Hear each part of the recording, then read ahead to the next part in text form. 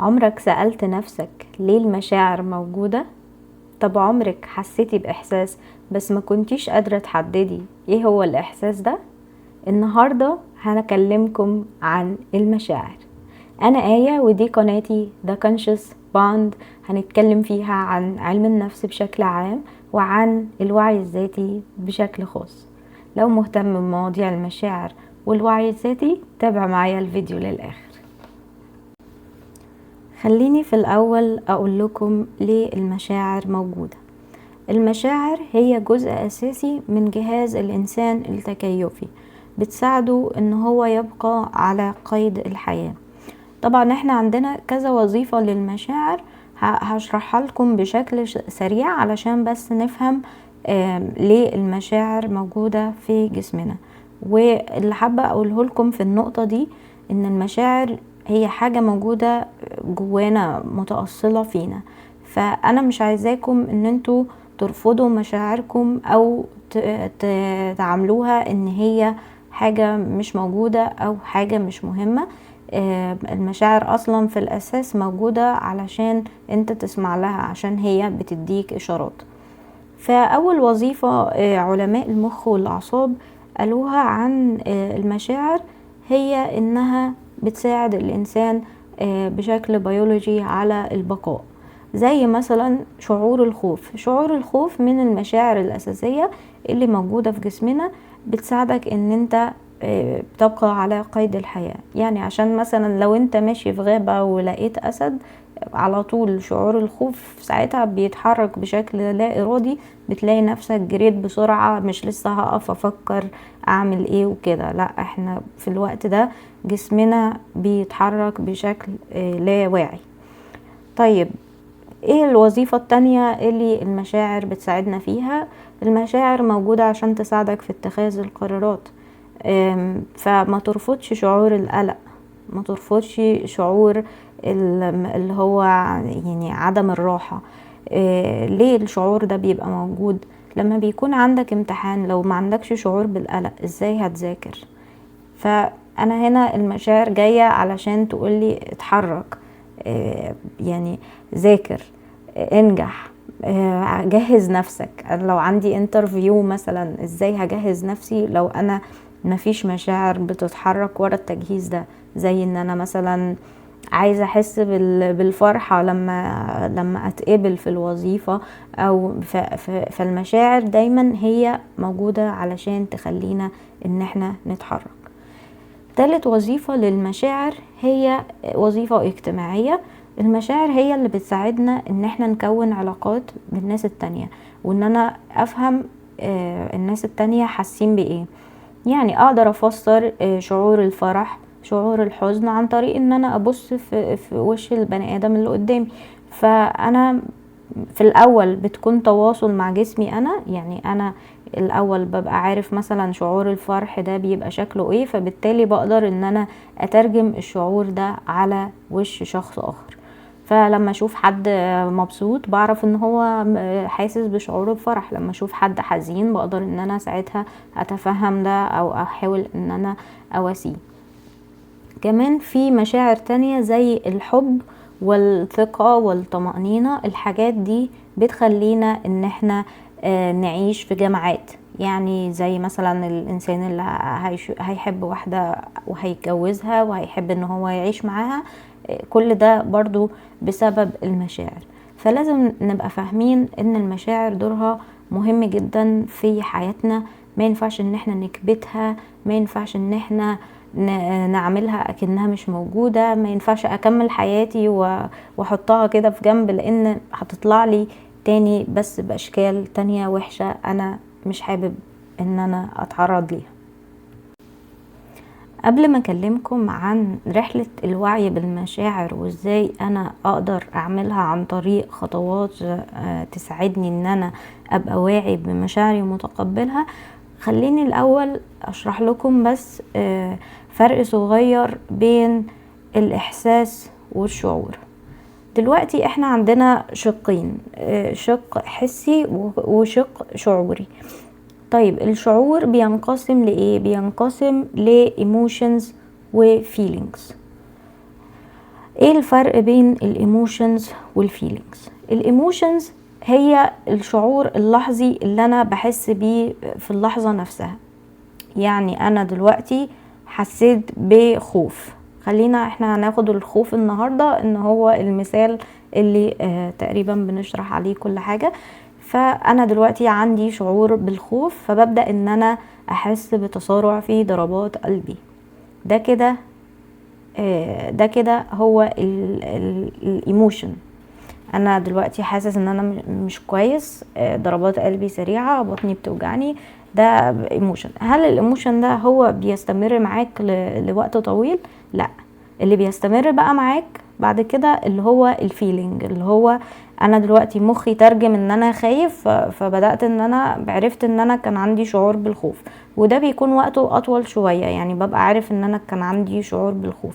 فترجمة الشعور لحاجة واعية وتسميتها، فبيحولني من ايموشن لفيلينج. يا رب اكون قدرت ان انا اوصلها بشكل صحيح. فنيجي بقى للحاجة الثالثة اللي هي السنسيشن. السنسيشن هو ترجمة الشعور جوه الجسم.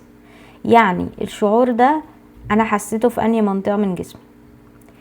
انا مثلا عندي شعور بالألم، موجود فين في جسمي. شعور الخوف زي ما قلنا قبل كده ان انا بحس بيه في قلبي وفي وجع في مثلا في بطني، هو ده كده السنسيشن. فاحنا لما بنيجي نترجم المشاعر او نوعى بيها، عندنا ايموشن، عندنا فيلينج، عندنا سنسيشن. تاني هقولهم بشكل سريع. الايموشن هو الترجمة اللحظية للشعور. الفيلينج هو الشعور بعد ما انا وعيت بيه واديته اسم وخلاص مخي بقى عارف ان في مثلا شعور فرح دلوقتي، ده كده خلاص اتحول من ايموشن لفيلينج. السنسيشن هو المكان اللي انا بحس بالشعور فيه في جسمي. خلينا دلوقتي نبدأ في المراحل الأساسية للوعي بالمشاعر. طبعا أول مرحلة انتوا عارفينها كلكم اللي هي الوعي بالشعور. يعني أنا دلوقتي حسيت بالغيرة، خلاص عرفت ان في شعور وعرفت اسم الشعور او سميت الشعور ده خلاص.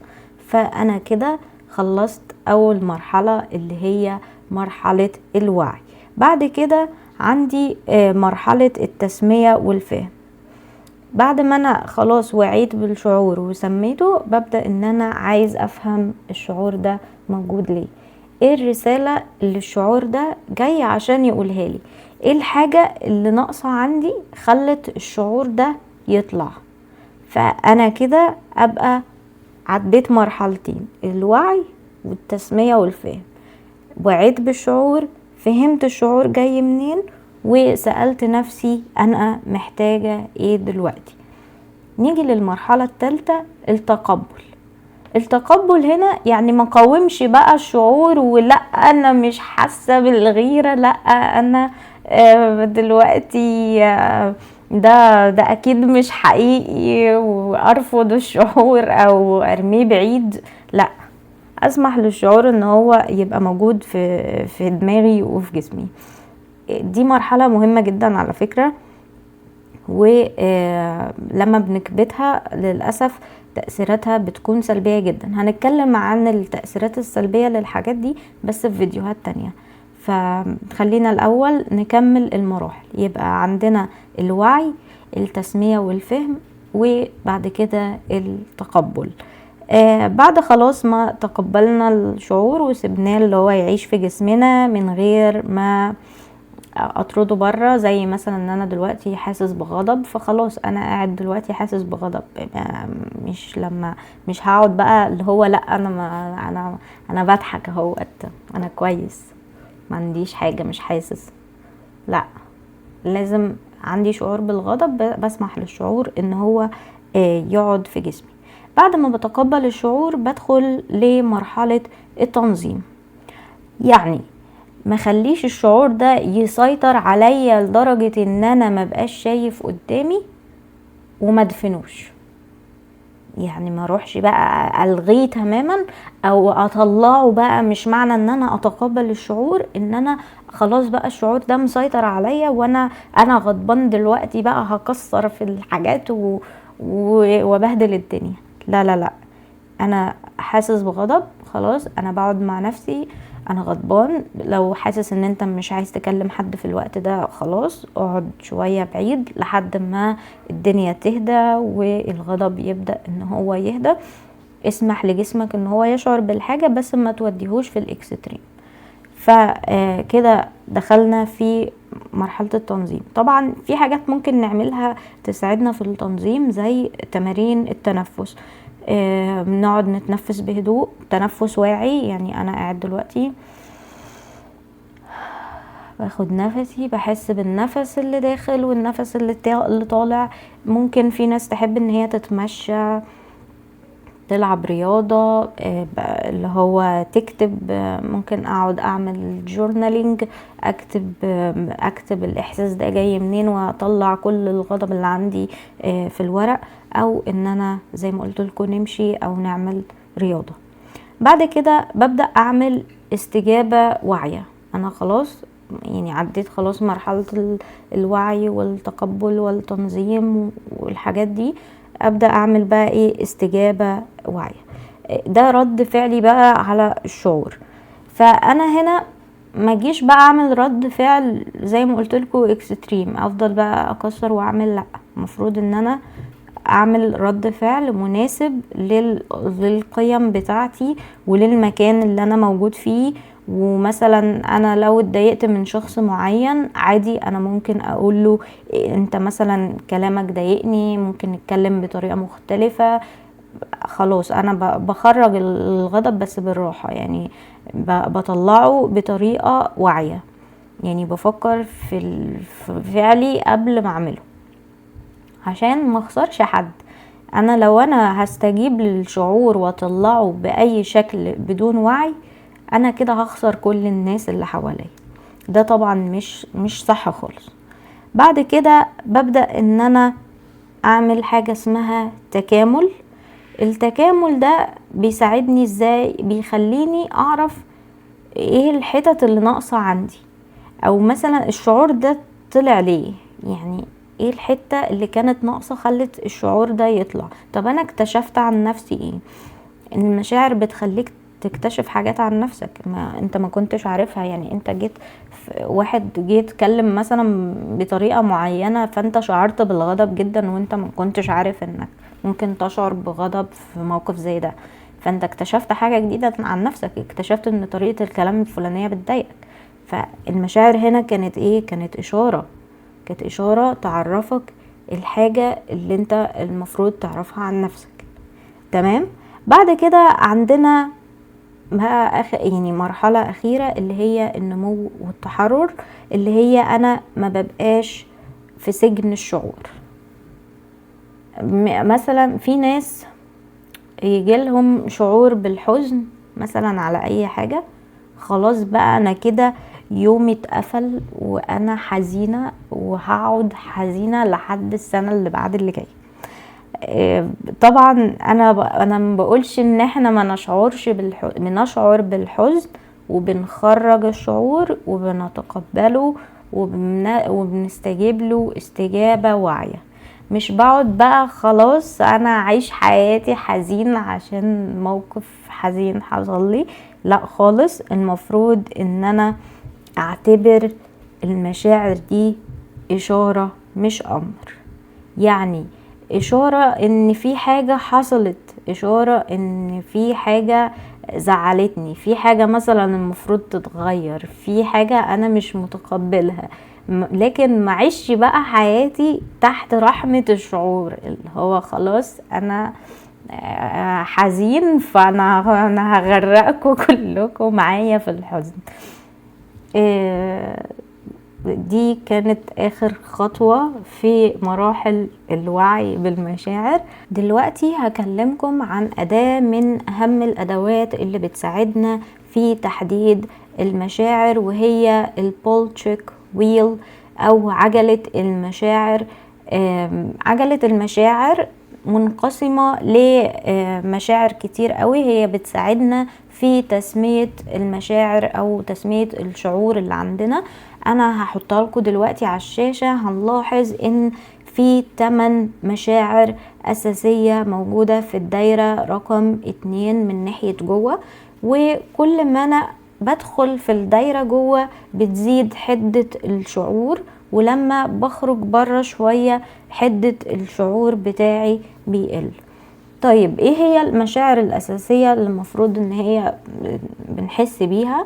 هي الثقة، الخوف، التفاجؤ، الحزن، التقزز، الغضب، الترقب، السرور.